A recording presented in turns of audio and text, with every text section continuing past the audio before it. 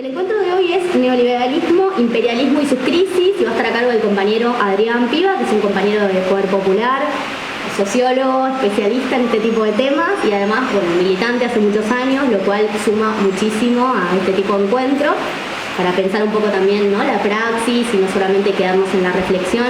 Dicho esto, le doy la palabra a Adrián para que comience con la presentación y después abrimos el debate. Gracias. El término neoliberalismo es particularmente un término ambiguo, ¿no?, en sus significados, y además ha estado en el centro de los debates de la izquierda, ¿no?, en su más amplio significado, ¿no?, desde las variantes reformistas de la izquierda hasta la izquierda revolucionaria, anticapitalista. Y además es particularmente importante justamente porque en los últimos 20, 30 años ha predominado, digamos, en la izquierda una política antineoliberal, ¿no? Entonces, hasta cierto punto la discusión sobre si estamos ante un cambio de etapa, ante un periodo de crisis del neoliberalismo, es doblemente importante. Primero, para entender en qué medida, digamos, el neoliberalismo, digamos, ha encarnado ciertos desafíos para la izquierda, pero también, digamos, después de esto voy a plantearlo hacia el final, ¿no?, le ha permitido resolver algunos problemas, ¿no?, en la medida de esconder un conjunto de dificultades en la oposición al neoliberalismo. Entonces, primero voy a tratar de distinguir dos términos. Uno es el de internacionalización y el otro es el neoliberalismo. Voy a hacer esto porque en general en los debates aparecen estrechamente entrelazados. Aunque formalmente se distinguen, después vemos que los hechos se los tiende a asimilar, ¿no? La internacionalización del capital, ¿no?, es un proceso de larga data, que data desde los orígenes del capitalismo, ¿no? Por lo tanto, vamos a hablar de la actual fase de internacionalización. Podemos de hecho decir incluso que la mundialización capitalista, el hecho de que el mundo se transformara en mundo capitalista, ocurre efectivamente en el periodo que los clásicos conceptualizaron como imperialismo, ¿no?, como de pasaje al imperialismo entre fines del siglo XIX, principios del siglo XX. Esto independientemente de las caracterizaciones, ¿no?, que se hicieron de ese pasaje. Pero la actual fase de la internacionalización se caracteriza porque se concentró en la esfera de la producción. A diferencia de las anteriores, que tuvo su centro en el comercio o en las finanzas, esta, digamos, se ha centrado, digamos, en la esfera de la producción. La actual fase de la internacionalización, de hecho, es anterior temporalmente al surgimiento y desarrollo del neoliberalismo. En principio comienza como una estrategia descoordinada, podemos decir anárquica, de los capitales individuales en el centro frente al desafío obrero, ¿no? El movimiento, digamos, de huelga que se conoció, que se ha conceptualizado como rechazo del trabajo entre finales de los 60 y principios de los 70 en los países europeos, bueno, en mayo del 68, el 69 italiano, y además un periodo de subversión popular en todo el planeta, ¿no? Pero en el centro, digamos, esto origina ya tempranamente algunos procesos de deslocalización. Todavía, digamos, en el marco de la crisis del capitalismo de posguerra y la profundización de esa crisis del capitalismo de posguerra potencia estos procesos de deslocalización. Por eso podemos decir que primero no fue una política de los estados el proceso de internacionalización, sino una salida de los capitales individuales, una estrategia. Y en ese sentido, el neoliberalismo, en una primera aproximación, lo podemos ver como una manera en la que el Estado coordina esa respuesta capitalista, la transforma en una ofensiva, ¿no?, le da el carácter de un plan contra la clase obrera. Y ahí es donde me quiero detener un poco, en el sentido de que la manera en que entiendo el neoliberalismo es eminentemente política. Es decir, yo entiendo al neoliberalismo, me voy a referir al neoliberalismo, no soy yo solo, ¿no?, pero digo, me ubico dentro de quienes entienden el neoliberalismo, particularmente como un modo de dominación política. Primero como una estrategia ofensiva que buscó redefinir la relación entre economía y política, entre Estado y acumulación, ¿sí?, particularmente como usando el mercado como mecanismo de coerción, ¿sí? Esto no quiere decir que ese proceso haya excluido la violencia, ¿no?, o sea, la violencia estatal en particular. En América Latina está claro, ¿no?, que las dictaduras latinoamericanas de los 70, en el caso argentino la dictadura del 76, buscó iniciar ese proceso de reestructuración neoliberal, de transformación neoliberal. Ahora, no es esa la especificidad del neoliberalismo. Es decir, si nosotros tratamos de distinguir al neoliberalismo de otros modos de ofensiva, no es el ejercicio de la violencia estatal su particularidad, porque en todos los momentos de ofensiva capitalista la violencia estatal cumplió algún papel. La especificidad está justamente que esa violencia estuvo orientada a instaurar un mecanismo de coerción a través del mercado. ¿Sí? Digamos, a fines de los 70, principios de los 80, como la mayoría sabemos, que el neoliberalismo cobra impulso en el centro a partir de las políticas de Reagan y de Thatcher en Estados Unidos y en el Reino Unido. Si bien en América Latina los intentos comienzan antes, podemos decir que se dan en el marco de avances y retrocesos. Eso particularmente ha sido así en Argentina, ¿no?, donde entre el 76 y el 89 tenemos intentos de reestructuración, bloqueo popular, retrocesos, ¿sí?, y se desarrollan esos procesos en América Latina centralmente en los 90. ¿Sí? O sea, bien paradójicamente podemos decir que empiezan antes. El proceso pleno de desarrollo del neoliberalismo en América Latina se da recién en los 90. Ahora bien, el resultado de esta estrategia de ofensiva fue la instauración del neoliberalismo como un modo de dominación política, ¿sí?, como un modo justamente articulado a través de la coerción mercantil. Ahora, hay un conjunto de características que están asociadas con la fase neoliberal que sin embargo pueden atribuirse a efectos de la internacionalización y que incluso van más allá del hecho de si el neoliberalismo está en crisis o no, sobre lo que voy a volver ahora. Particularmente, digamos, el hecho de que, como decía antes, la internacionalización se concentrara en la esfera de la producción, hizo que se internacionalizaran los procesos productivos. Eso dio mucho mayor impulso a la internacionalización comercial y financiera que venía de fases de internacionalización previa, pero se profundizó mucho más, incluso como la internacionalización de la esfera financiera como condición para la expansión productiva, ¿no? El crédito cumple un papel central en ese proceso, y por lo tanto lo que ocurre es que los procesos de acumulación y reproducción capitalista cobran cierta exterioridad, podemos decir, respecto de los estados-nación. Es decir, los estados-nación siguieron siendo los lugares donde se articula la dominación política. No hubo, digamos, otra escala en la cual se articulara la dominación, una escala supranacional. ¿Sí? Los estados-nación siguen siendo los ámbitos territoriales en los que se articula la dominación capitalista, ¿sí?, a nivel político. Pero los procesos de reproducción del capital global, los procesos de acumulación, se internacionalizaron. Y esto genera entonces cierto, podemos decir, desajuste, ¿sí?, entre el Estado-Nación y una lógica internacionalizada de la acumulación capitalista, que genera presiones sobre los Estados-Nación. ¿Sí? Esto es lo que algunos teóricos han llamado Estado Nacional de Competencia, ¿sí?, Hirsch entre ellos particularmente. El hecho de que los Estados-Nación se ven obligados a competir para atraer capitales, ¿sí?, la inversión de capitales, o fijar los propios, ¿sí?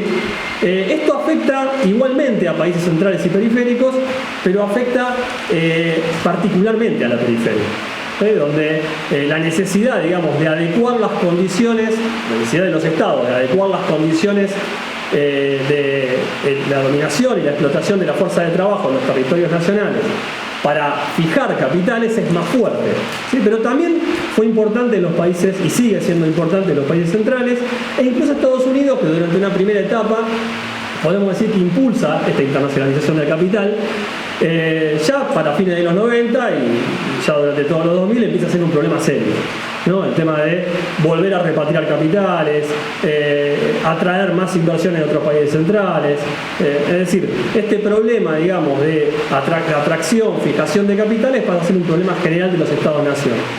¿Por qué es importante esto? Porque esto, por un lado, erosiona la capacidad que tienen los estados de regular la acumulación en los territorios nacionales, ¿no? Es decir, esto da por tierra con las condiciones que permitieron las políticas de los estados keynesianos de la posguerra, digamos, ¿no?, que suponían cierta, digamos, autonomía relativa de los territorios nacionales, de lo que podemos llamar espacios nacionales de valor, digamos, ¿no? Que permitían que los estados tomaran ciertas políticas con más márgenes de libertad, digamos, ¿no? Políticas de regulación de la entrada y salida de capitales, política de regulación del crédito, etcétera.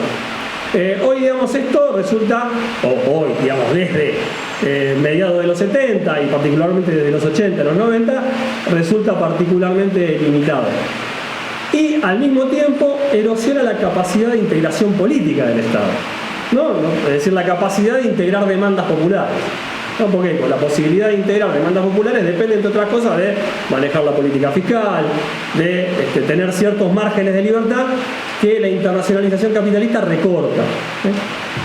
Este aspecto, digamos, ¿no? Entonces, es un aspecto que va más allá de la emergencia primero y la vigencia o no, que es lo que en todo caso tenemos que discutir, del neoliberalismo.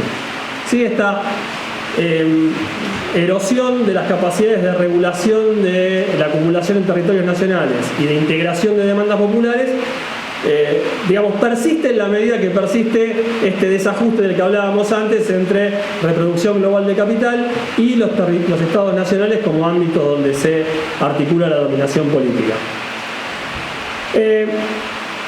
Ahora bien, el neoliberalismo en este sentido, como modo de dominación política, permitió dar solución a estos dilemas que plantea la dominación, la internacionalización capitalista. ¿Por qué? Porque la dominación por la vía de la competencia mercantil se basa, entre otras cosas, y fundamentalmente, en la desmovilización obrera, ¿no? Y en la individualización de comportamientos. Entonces esto, digamos, que hizo compatible hasta cierto punto un escenario en el cual los estados eran más débiles en su capacidad de integración política, con la estabilización de la dominación política a partir de la generalización del neoliberalismo, ¿sabes? Porque la desmovilización, la desorganización obrera, la individualización de comportamientos permitió, digamos, morigerar esas demandas, digamos, ¿no? En la medida que y adecuarlas, digamos, a la capacidad que el Estado tenía de integrarlas, esta capacidad reducida que el Estado tenía de integrarlas.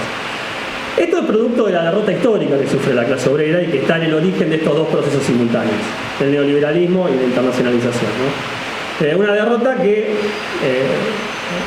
creo que es la derrota más importante que ha sufrido la clase obrera en la historia, digamos, ¿no? Porque nosotros podemos ver, más allá de avances y retrocesos, procesos de acumulación, ¿no? De clase desde el siglo XIX hasta entrado el siglo XX. Incluso los fascismos y la contrarrevolución estalinista, digamos, en los socialismos reales, no provocaron un retroceso de esa magnitud, ¿sí? Todavía, digamos, podemos observar en la posguerra movimiento de liberación, proceso de descolonización, revoluciones socialistas triunfantes en distintas partes del mundo y una clase obrera desafiante incluso en el centro, como se vio a finales de los 60 y a principios de los 70.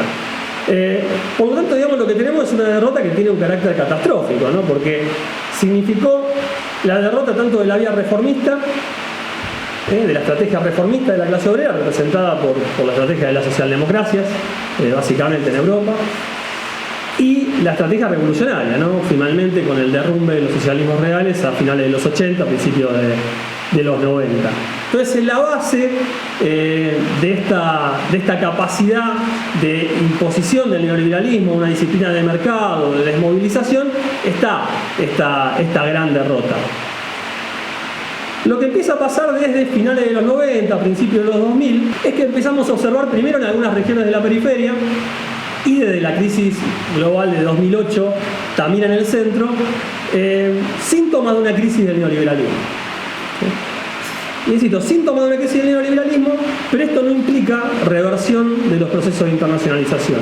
Algo voy a decir muy brevemente, ahora cuando termino la exposición sobre eso, porque hay algunos debates actuales sobre ese punto. Pero bueno, en principio podemos decir que lo que se empieza a observar desde fines de los 90, principios de los 2000, primero en la periferia y después desde la crisis mundial de 2008, son evidencias de la crisis del neoliberalismo. Sudamérica es muy claramente un ejemplo de ello, ¿no? O sea, finales de los 90, principios de los 2000, se desarrolla una serie de insurrecciones populares contra el neoliberalismo. Argentina es uno de esos casos, con la insurrección de 2001, que echan por tierra los dispositivos de disciplinamiento monetario, ¿no? A través de política monetaria restrictiva, privatizaciones, ampliación de la esfera del mercado. No es en toda Sudamérica, ni siquiera en toda América Latina, esto es claro, digamos, ¿no? O sea, en Chile, en Perú, en Colombia, todavía en México y en varios países centroamericanos, esto no ocurre en ese periodo. Pero posterior a la crisis mundial de 2008 vemos aparecer un giro, por necesidad en principio, digamos, como respuesta a la crisis, de las políticas estatales, incluso de los países centrales. Ya había aparecido algo de esto en otros lugares del mundo, no me quiero extender mucho, pero después de la crisis rusa del 98 hay un giro en las políticas estatales de Rusia desde el 99, y del área de influencia, el área central, etcétera. El sudeste asiático es un caso también en discusión sobre lo que pasa después de la crisis del 97. Está China, que nunca encajó claramente, digamos, en esas definiciones.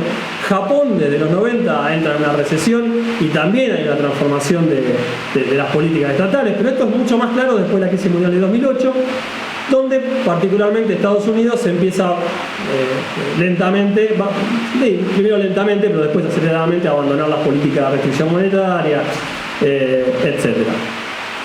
Europa es una excepción parcial, porque Europa ha seguido manteniendo, digamos, sobre todo en la zona euro, ¿sí?, el mecanismo de disciplinamiento monetario vía mercado como un aspecto muy importante. Fue muy importante, digamos, en el caso griego, además, ¿sí?, en la derrota finalmente del intento de Siriza, o el fracaso, más bien, ¿no?, del intento de Siriza. Sin embargo, lo que empieza a aparecer desde 2011, 2012 en adelante es cada vez más una evidencia de que estos mismos mecanismos se empiezan a agrietar, ¿no? Es decir, cada vez fueron más recurrentes y son más recurrentes las crisis políticas. Empieza a aparecer toda una línea eurofóbica de ultraderecha. En fin, hay una serie de elementos que también incluso permiten ver a Europa Occidental, a pesar de que es una excepción en este contexto más general, ver que hay un agrietamiento de los mecanismos de dominación neoliberal. Esto tiene que ver en general con varias causas, pero una muy importante es que empiezan a fracasar los mecanismos de desmovilización vía mercado. Esto es muy claro en América Latina, entre fines de los 90 y principios de los 2000. Pero también, digamos, a partir de ahí asistimos a una serie de olas globales de movilización popular, digamos, ¿no? Cada vez más globales, bastante intensas, digamos, ¿no? O sea, fines de los 90, principios de los 2000 en Sudamérica y otras partes de América Latina, 2010, 2012, las primaveras árabes, Occupy Wall Street, el movimiento de los indignados en Europa, de ahí surge, digamos, la experiencia de Siriza. Y finalmente, digamos, las olas de prepandemia, 2018-2019, que fue de las más intensas, globales y con, digamos, una alta radicalidad medida en cuanto digamos, a la utilización de medidas radicales, enfrentamientos callejeros, etc. Y después de la pandemia hemos asistido, aunque en menor medida, digamos, a otro tipo de movilizaciones de este tipo. Entonces, podemos, digamos, vincular en un primer nivel, digamos, la crisis del neoliberalismo como una crisis de estos mecanismos de desmovilización, pero en un contexto de crisis de alternativa al mismo tiempo, ¿no?, que no dejó de estar presente. Esa crisis de alternativa que padece la clase obrera desde los 70 y los 80, digamos, no se ha revertido. Entonces se genera un escenario paradójico, ¿no?, donde podemos ver olas de descontento popular con, digamos, episodios agudos de violencia callejera, enfrentamiento con las fuerzas de seguridad, pero con en general una ausencia de alternativa política agravada por los fracasos de las tentativas que se fueron desarrollando al calor de estas rebeliones populares, ¿no? En América Latina, toda la ola de gobiernos populares de izquierda, en particular el caso venezolano, ¿no? El que más nos interesa a nosotros es en general el caso venezolano. En el caso de la ola de 2010-2012, el fracaso de Syriza. No estoy en condiciones de evaluar el impacto que ha tenido, digamos, la represión de las primaveras árabes, pero seguramente lo ha tenido, solo que es un caso que conozco muy poco, digamos, ¿no? Pero también es un caso de fracaso de esos procesos en la mayoría de los casos. Entonces nos encontramos en la última de esas olas de rebeliones populares prepandemia, en un escenario de ausencia de alternativa, claramente, digamos, al mismo tiempo que tenemos estos procesos de levantamiento popular. Pero también esto permite entender los dos tiempos de la crisis del neoliberalismo en Sudamérica, ¿no? Porque decíamos, en Sudamérica tenemos una primera crisis del neoliberalismo entre finales de los 90, principios de los 2000, que abarca algunos países, pero desde 2010-2012 y sobre todo en 2018-2019, la crisis del neoliberalismo se vuelve evidente en el resto de los países, en Chile, en Colombia, en Perú, en México también, podemos decir, en aquellos países donde el neoliberalismo parecía que seguía fuerte. Para terminar con esta primera parte, la segunda la voy a mencionar nada más porque si no voy a hablar demasiado.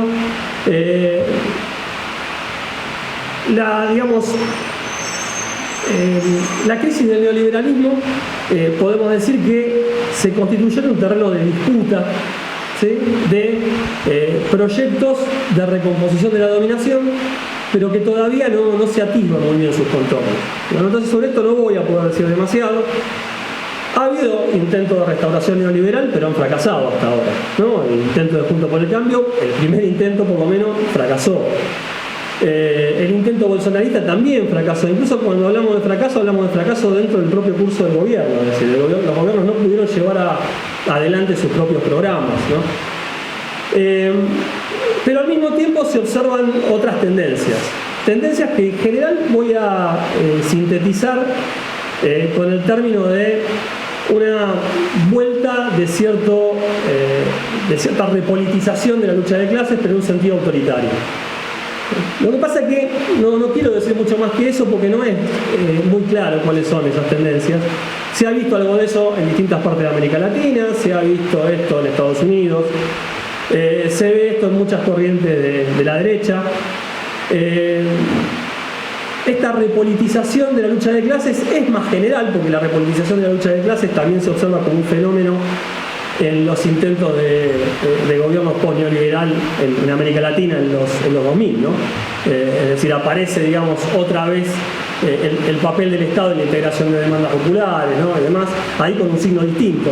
Pero eso encontró rápidamente sus límites con la crisis mundial de 2008 primero, la caída del precio de los commodities, la crisis posterior de la pandemia y la guerra de Ucrania. Todo eso ha generado un escenario que ha mantenido los límites al desarrollo de esas estrategias de integración de demandas que han sido de por sí limitadas por las condiciones que mencionaba al principio, ¿no? La erosión de esas capacidades por el escenario de la internacionalización. Y hay también, digamos, yo creo que hay un término que anda dando vuelta que es el de neoliberalismo autoritario. Yo no niego que no existan, como decía antes, intentos de restauración neoliberal y que no haya corrientes neoliberales autoritarias en este sentido, pero muchas veces me parece que la noción de neoliberalismo autoritario, agregando el adjetivo autoritario, busca inflar el término neoliberalismo para abarcar un conjunto de experiencias que más bien lo que presentan es esto, ¿no? Para mí es una repolitización autoritaria de la lucha de clases. Sí, el hecho de que, podemos decir, como entra en crisis el neoliberalismo, el mercado no alcanza como mecanismo de disciplinamiento y entra a tallar el Estado, ¿sí? A través de procesos de integración parcial, neutralización, represión en otros casos, en fin. Pero no puedo decir mucho más que esto, no se ven los contornos de esos procesos de recomposición y tampoco que estoy descartando de plano que los intentos de restauración neoliberal deban fracasar necesariamente. Para terminar, y simplemente un anuncio, porque hablé mucho más de lo que tenía planeado, de la primera parte, la cuestión del imperialismo, cómo se vincula esto con el imperialismo. Las políticas neoliberales fueron políticas cuasi globales en los 90 fundamentalmente y en parte de los 80, digamos, desde finales de los 80 y durante todos los 90. Y fueron dominantes a nivel mundial hasta la crisis mundial de 2008. ¿Qué significa esto? Que había una coordinación de facto, de hecho, de las políticas de los Estados-nación. ¿sí? El consenso de Washington, por ejemplo, digamos, ordenaba las intervenciones de los Estados-nación, las relaciones con Estados Unidos, ¿sí? Esto quiere decir que había una cierta estabilización de la dominación imperialista, podemos decir, por la vía, ¿sí?, de una coordinación de facto de las políticas de los Estados-nación. Yo lo que hago es generalizar un concepto de Panich, que era el de imperio informal. Él lo aplicaba específicamente para la dominación norteamericana en los 90. Yo lo que planteo es que en realidad todo imperio en la sociedad, en el mundo capitalista es un imperio informal, porque toda dominación imperial requiere de pactos tácitos, acuerdos de hecho, más o menos explicitados, como el de Bretton Woods, ¿sí?, a la salida de la Segunda Guerra Mundial, pero que supone ciertas jerarquías y cierto acompasamiento, coordinación de las políticas. Dentro de esos marcos se dan, digamos, escenarios de competencia, conflicto, ¿sí?, pero que son contenidos por ese marco global. Podemos decir que el neoliberalismo permitió eso.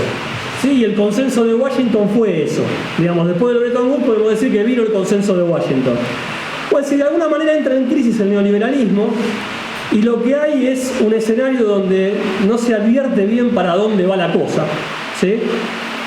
Lo que empezamos a ver entonces es cierta descoordinación de las intervenciones de los Estados-nación, cierta erosión entonces ahora de esos mecanismos de estabilización a nivel global, que hacen que tensiones que existían incluso antes se puedan agudizar.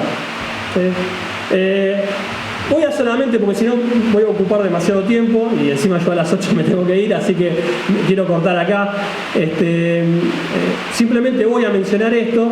En el artículo de Jacobin sobre la guerra de Ucrania está un poquito más desarrollado el argumento de cómo, digamos, es posible entender cómo este escenario, digamos, supone la posibilidad de agudización de conflictos globales, tanto a nivel regional como en lo que se refiere a la tensión Estados Unidos-China, digamos. Entonces, como hasta cierto punto los problemas de dominación doméstica, de dominación local, nacional, están articulados con los procesos de dominación global, y esto particularmente en las grandes potencias y especialmente en Estados Unidos, ¿no? En Estados Unidos el neoliberalismo permitió la resolución de esa tensión entre un Estado que cumple una función central en la dominación global y a su vez tiene que resolver los problemas de dominación local, ¿no? El neoliberalismo permitió resolver esas tensiones vía este mecanismo de moderar demandas locales, nacionales, ¿sí?, y subordinarlas a ese papel global. Hoy, digamos, la crisis del neoliberalismo abre interrogantes entonces también sobre ese orden a nivel internacional, ¿no? Lo específico estaría, digamos, en digamos, su centralidad como mecanismo político. Bueno, está claro que la coerción de mercado es un elemento, vamos a decir, estructural, permanente de la relación de capital, ¿no? Es decir, digamos, la desposesión de los productores directos es una condición básica, digamos, de la transformación, digamos, de la fuerza de trabajo en mercancía. En ese sentido, digamos, es cierto que es un elemento permanente. La especificidad estaría, digamos, en su centralidad como mecanismo de disciplinamiento político. Esa sería la especificidad, ¿no? Es decir, podemos decir en todo caso que en relación a no sé, los mecanismos que predominaron en la posguerra, las estrategias de apertura comercial, restricción monetaria, privatizaciones, expansión del mercado, lo que buscan es intensificar y a su vez extender la presión de la competencia como, digamos, trama de la dominación. Esa sería la especificidad, ¿no? No el hecho de que como tal la coerción mercantil aparezca con el neoliberalismo. Y esto también en relación al problema, digamos, de la relación entre la derrota catastrófica del neoliberalismo, si es antes o si es después.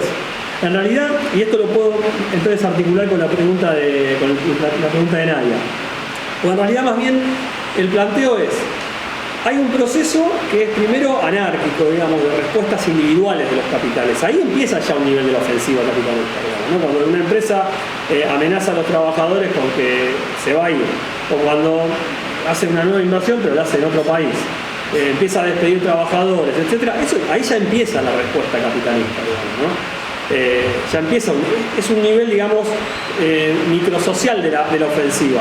El planteo, digamos, es que las políticas neoliberales lo que hicieron fue coordinar esa respuesta. O sea, por eso ahí aparece el neoliberalismo como primero, antes que nada, como una estrategia de ofensiva capitalista, para recomponer las condiciones de acumulación y dominación. Entonces ahí es donde aparece la relación, tanto con las respuestas individuales como con la derrota. Digo, ¿la derrota está antes o está después? Digamos, es el proceso, podemos decir, ¿no? La derrota tiene varias patas, ¿no? O sea, ahí es un poco más complejo, pero yo hablaba de dos procesos que hay que distinguir analíticamente: internacionalización y neoliberalismo. La internacionalización está en la base, por ejemplo, de tanto de la inviabilidad creciente de las estrategias de la posguerra, de las estrategias socialdemócratas reformistas, como de las condiciones que habían hecho posible la persistencia de los socialismos reales, ¿no? O sea, si uno observa, digamos, lo que pasa con la Unión Soviética en los 70, es un escenario de estancamiento, donde se difiere, digamos, un proceso de crisis a partir del aumento de los precios del petróleo, y ya en los 80, digamos, aparece la necesidad de iniciar un proceso de reestructuración en la Unión Soviética, y ya había iniciado en China a fines de los 70. Entonces, podemos decir que la internacionalización erosiona la posibilidad de la reproducción de esos modos de dominación y de las estrategias políticas que se habían desarrollado en el periodo, tanto por arriba como por abajo. El neoliberalismo, digamos, es parte del proceso de articulación de, si se quiere, la ofensiva capitalista y finalmente la victoria capitalista. Como si no se derrota la clase obrera, hay un proceso de recomposición de esa dominación posterior. Entonces no sé si ponerlo en términos de una relación de causalidad que pueda seguirse en el tiempo, ¿no? O sea, hay un entrelazamiento de ambos procesos. Sobre la cuestión del neoliberalismo como modo de dominación y como modo de acumulación. Empecé planteando que partía de una definición del término, justamente porque neoliberalismo, lo mismo pasa con populismo, neopopulismo, no tienen infinidad de definiciones. En algunos casos, digamos, hay debates conceptuales profundos y que es necesario dar. En otros casos, digamos, es claramente un problema de utilización de los términos y hasta dónde se amplía, digamos, ¿no? La utilización del término. Igual ahí en ese, yo no recuerdo ahora, no lo tengo tan presente, digamos, ¿no? Pero no recuerdo que dijéramos eso con Alberto, ¿no? Yo creo que en la introducción más bien se ponía énfasis en un proceso de transformación tanto de la dominación como de la acumulación, y en el hecho de que el libro se ocupaba esencialmente del modo de acumulación, ¿sí? Ahora, yo en lo personal no hablo de neoliberalismo como modo de acumulación, no lo entiendo de esa manera. Me parece que es imposible hablar, digamos, de una transformación del Estado de esta envergadura sin hablar de una transformación de ciertas, por lo menos, coordenadas de la acumulación de capital, ¿no? Porque lo que se transforma es la relación entre Estado y acumulación, entre economía y política, ¿no? Entonces, se pueden vincular inevitablemente. Ahora, yo prefiero reservar el término neoliberalismo al modo de dominación política. Sí, me parece que es un término que está más del lado de cómo se estructuró la dominación que de las características que asumió la acumulación en determinado periodo.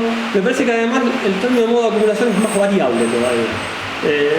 Pero bueno, nada, esas son otras discusiones, digamos, ¿no? Pero me parece que tiene un alcance incluso más regional, nacional. Me cuesta pensar en términos como el de neoliberalismo como modo de dominación que fue cuasi dominante a nivel mundial en todo un periodo histórico, ¿no? Y aplicarlo de la misma manera al término modo de acumulación. A mí me cuesta, es el caso, por ejemplo, de la teoría de la regulación, cuando pretendía hablar de ciertos regímenes de acumulación que tenían aplicación a nivel global. A mí me parece un poco más problemático. No digo que no se pueda hacer en algún nivel de análisis. Sobre las estrategias de repatriación, eso yo había dicho que lo iba a retomar al final me olvidé. Hay todo un debate ahora sobre lo que se llama reshoring. O sea, el offshoring era la deslocalización, ¿no? Los capitales salían al mundo, ¿no? Y se armaban cadenas globales de valor, en fin.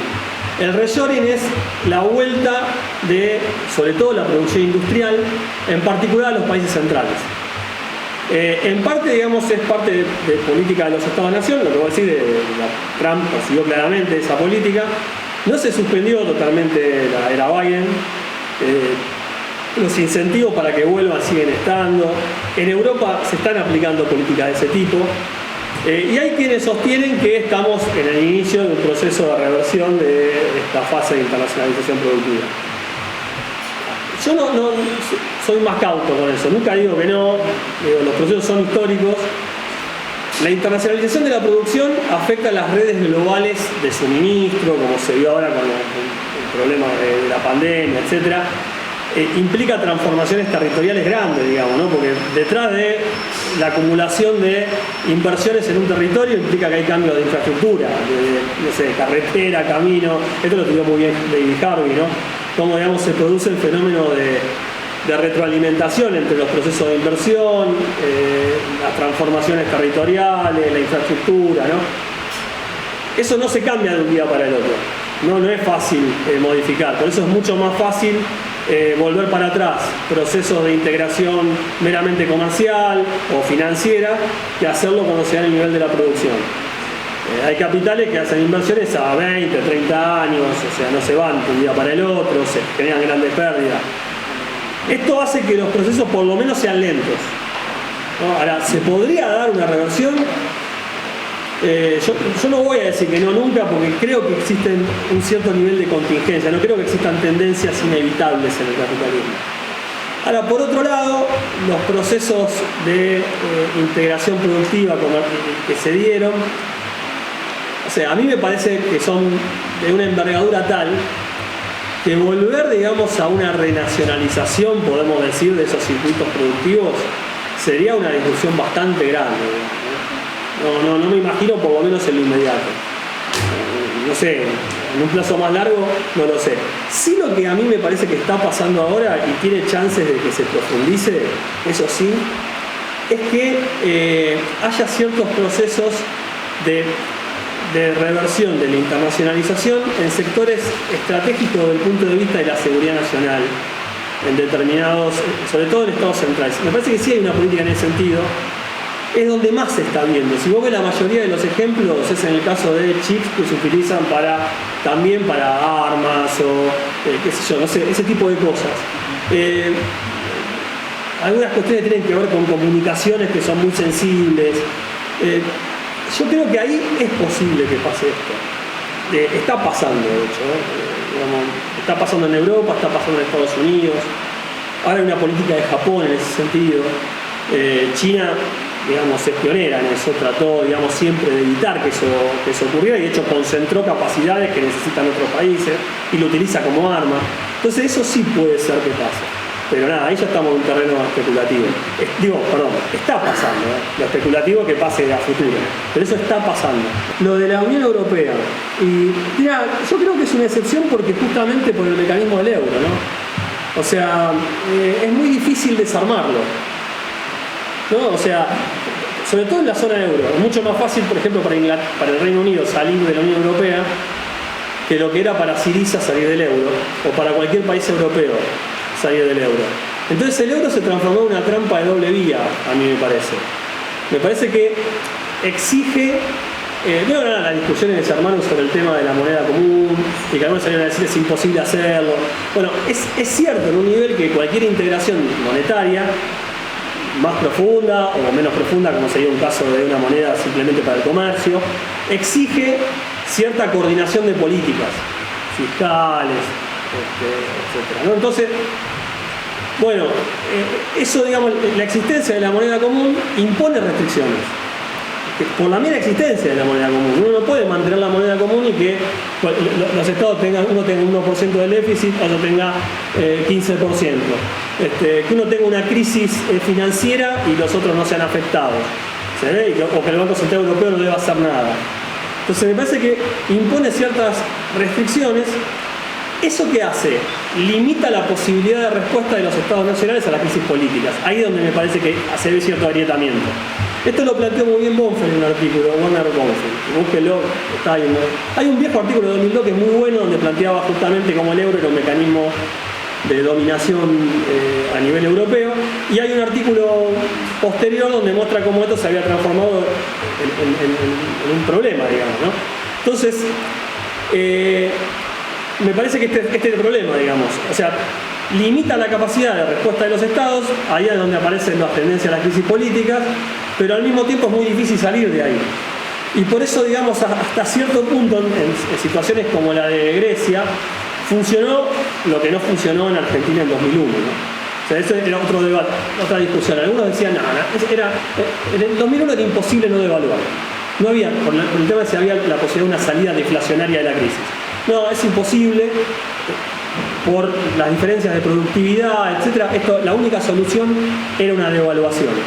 Decía, bueno, no, hay formas, digamos, de imponer grandes penalidades a la población si políticamente son tolerables, si eso es compatible con condiciones que permitan la legitimación política del gobierno de turno, del Estado. Bueno, Grecia demostró, en otro contexto claramente, pero demostró que era posible una crisis prolongada y que, digamos, la salida del euro pareciera, primero para la política, pero hay que ver en gran medida que hubiese pasado si se efectivizaba la salida del euro con la catástrofe económica. A nivel más general, digamos, viabilizó la aceptación de cosas jodidas, digamos. Ahí se ve el mecanismo neoliberal actuando a pleno, digamos, a favor, digamos, de lo que dice el neoliberalismo sigue vigente, ¿no?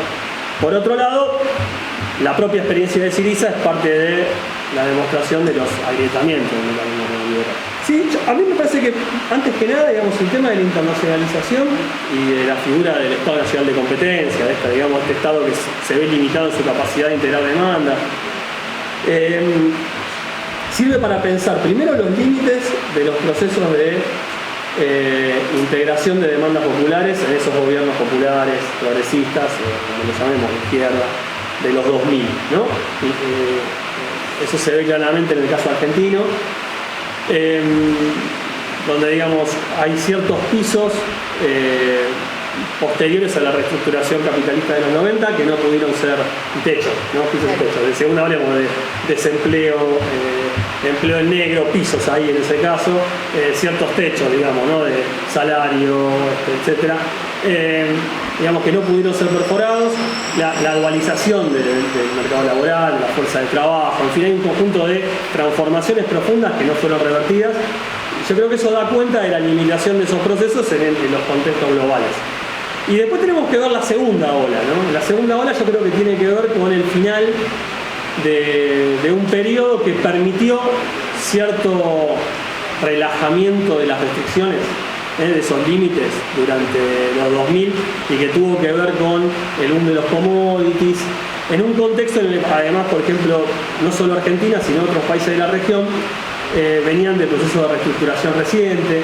Entonces eso permitió una salida más o menos rápida de las crisis y un periodo donde hubo ciertos márgenes de libertad del Estado que fueron mayores a los que goza esta segunda marea rosa, digamos, ¿no? Que tiene muchos más límites, ¿no? Entonces ahora tenemos como esos dos límites, ¿no? Los límites que enfrentan los intentos de restauración neoliberal, y a su vez los gobiernos que le siguen también la tienen complicada, ¿no? Hay un caso que ha sido que históricamente ha convivido con una exclusión compatible con la vigencia del Estado de Derecho de la participación popular de grandes masas de la población. Es Estados Unidos, ¿no?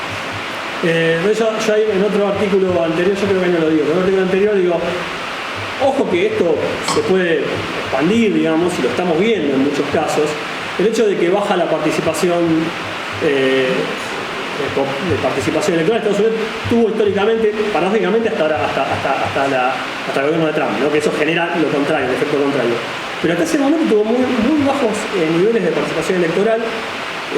Había un trabajo sobre 40 democracias, digamos, de países centrales y algunos periféricos, y Estados Unidos estaba en la posición 37, algo así. Era una cosa impresionante en términos de participación electoral.